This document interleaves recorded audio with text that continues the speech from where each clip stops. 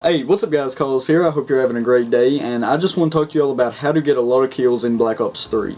Now, I don't want to be cocky or anything, but I just do want to say that I do get quite a bit of kills in Black Ops 3. I normally get anywhere from 30 to 40 kills a game. You know, there are games that I obviously don't get that much, but for the most part, I average about 30 kills a game. And I'm also going to teach you guys how to use these certain tips that I've written down, how to get 30 kills every single game, how to get possibly 40 kills, even 50 kills using these tips. And that's all I really want to do in this video. It's just help you all out, help you all be able to get, 30, 40, 50 kills a game. And this is mainly going to be specified toward team deathmatch, but some of these tips can definitely work in hardpoint and domination, ground war, any of them game modes. It will work perfectly fine, and these tips will just all around help you become a better player. So, rule number one is be comfortable with the gun you are using. You don't want to go into a game and use a gun you've never used before. Now, with that being said, you don't want to, use terrible guns that aren't really going to get you kills. You want to use guns, first off, that are good, that are possible to use, that can get kills even if you're not that good. Now, some of the guns I suggest is the the MA, the VMP, possibly the Vesper. It probably not anymore. Maybe if you run the right attachments on it. Maybe the Pharaoh, and my personal favorite SMG is the Weevil. So I think if you run some of them guns, the Man of War, I don't know if I said that, but that's another great assault rifle. So them are just some of the guns for like SMGs and assault rifles that I run, and this is mainly going to be specified, I forgot to say, for people who use regular guns that just like to red gun all the time, assault rifles, SMGs. You could probably use this either way it goes. Some of these tips could be used for snipers, or if you use a shotgun, an LMG, any of those things. Now, rule number two is to be confident, guys, and I can't stress this enough. If you are not confident going into a game, you are not going to win. And second, you're not going to win gunfights if you're not confident. If you're not confident that you can win the gunfight that you're about to be in, your chances are you're probably not going to win the gunfight. Like, if you're halfway through the gunfight and you think, oh man, I'm about to die, chances are you're probably going to die. You have to stay confident. Challenge plays that you know you can win. Like, if there's a kid head glitching or something with an LMG, don't try to challenge him, first off, if you know you can't kill him. Two, if he's like halfway across the map and you have an SMG and he's on a head glitch and you're not, don't try to challenge him, because chances are you're probably going to lose that gunfight. You have to be confident, and you have to challenge, plays and gunfights that you honestly think you can win. Don't challenge stupid gunfights like I just gave an example of. Don't try to challenge that, because even if you're confident, chances are you're probably not going to win that. Of course, you may get lucky here and there and actually win it, and that's really, really cool. I couldn't agree more with that. That happens to me. Sometimes I challenge a dumb play that I really shouldn't, and I actually end up winning it, but that does not happen a lot. Number three, pay attention to your minimap. This is another one I cannot stress enough. If you don't pay attention to your minimap, it's going to be really, really difficult for you. And I got friends, I'm not going to call them out or anything, but I know they don't pay attention to their minimap too much, and I can tell you that's why they're always running in the wrong direction from where the enemy team is spawning, and that's most likely why they're dying more and not getting a lot of kills. The minimap is one of the most important things you can use. I glance up at the minimap every 3 to 5 seconds, because one, it will let you know where your teammates are at on the map, which will allow you to know where they're spawning, and it will also help you realize that if you're running toward a certain way and then you see like all these blue arrows pop up that are on your team, they're most likely not going to be spawning that way anymore, so you can turn around. And two, that way you're not waiting in a certain area for people to spawn or whatever, or like for them to come and your teammates come that way and then you get killed from behind. So the minimap is very, very important when you are playing to figure out where people are at on the map, where your teammates are spawning. It's just going to let you know obviously where your teammates are at on the map, which will help you not challenge like dumb plays, because if there's 5 people in a certain building, chances are you're not going to kill every one of them. So why not wait till some of your teammates get to where you are at, or if you spawn off in the distance, go to where all your teammates are at sometimes, because most likely that's going to be where other enemies are at. Now, with that being said, go to the places on the map that you are confident with. In this gameplay, you're going to see me mainly go into the middle of the map, and that's just pretty much where I stay the whole time.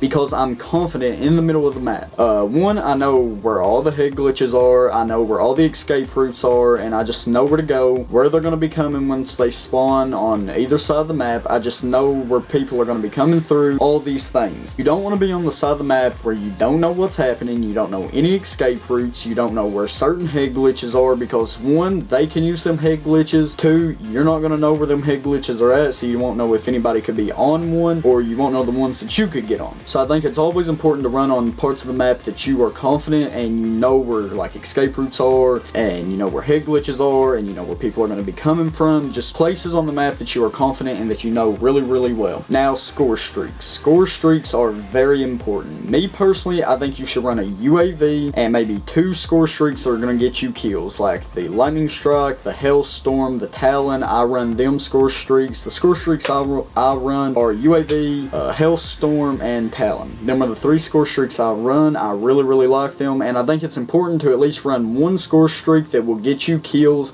without you having to do anything with it, because that is going to help you out a lot, and it's going to get you kills that you don't have to get in gunfights with. I also don't think it's important to run score streaks that are going to cost you to have to go on long kill streaks to get, because if there's a score streak that is worth 1700 points, chances are if you're trying to get a high kill gameplay, you're going to have to play conservative and you're going to have to try to get that score streak, and I just don't think it's worth it, because one, you can almost double up on score streaks that can get you like maybe 3 to 5 kills. You can double up on them probably twice before you could even get that 1 score streak that may get you like, what, 5 to 8 kills. So it's pretty much a trade-off, really, and there's just no point in running score streaks that are a lot of points, because it's just not going to help you out. And two, if you're playing conservative to get them score streaks, chances are you're not going to be getting into many gunfights and you're not going to be rushing to get a lot of kills. That's another thing, is just rush to get kills. Don't obviously like rush into their spawning, cause a spawn flip every like 10 seconds, but just, you know,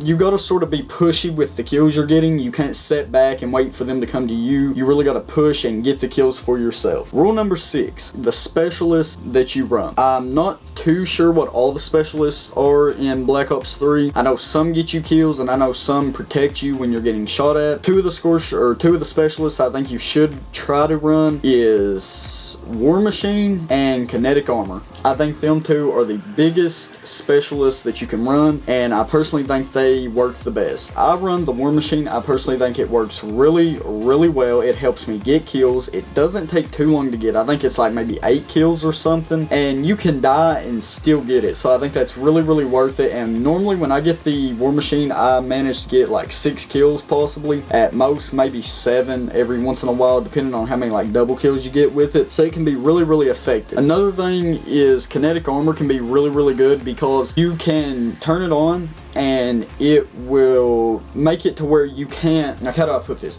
It makes it to where you can't die as easily, so that can help you in certain gun situations. So that could be one to use maybe like if you're not completely confident going into a gunfight, maybe like halfway through you sort of panic, click it and that can really help you out. But I think if you get headshotted with it, it can still kill you like really easily. Another one that I think is good is Glitch, I think is what it's called, because you can be running and click like your bumpers and it will spawn you back a little ways, so it's not like you don't die, it ain't reject and you respawn. I think that one's completely stupid. Do not run that. I don't think it's really worth it, but Glitch can be worth it just because in certain gunfights, it's sort of like Kinetic Armor. It can help you get out of situations that you're not too confident in. But me personally, I run the War Machine because it helps you get kills. So let's say you're running out of ammo or something and you get the War Machine, that's going to help you kill people without having to waste your ammo, and then you can pick up a gun whenever you run out of the bullets with the War Machine. Now, these are just some of the tips that I personally use, guys. Now remember, I manage like 30 to 40 kills a game, depending on, you know, how well my teammates normally play, and I'm not trying to be cocky by that any means. It's just, you know, the truth. It really is. And I didn't make this video to like toot my own horn or anything, say, oh, I get 30 kills. No, I made this video to help you guys. I want to help you guys go from getting 15 to 20 kills to getting 30 to 35, 40 kills, even 50 kills, guys. I just want you all to be able to know these things to help you all get the most amount of kills possible in a Call of Duty game. And some of these rules can help you in all of the Call of Duties, no matter which one you are playing. So hopefully you will find some of these useful. I personally use all of these in Black Ops 3, and I use at least the first 5 in all of the Call of Duties. So I think these are really good tips that can help you all out if you use them to your advantage and you take my advice. And yeah, I hope it helps you all, and I just hope you all have a great day, guys. Hope you found this video useful, and thanks for watching. Peace!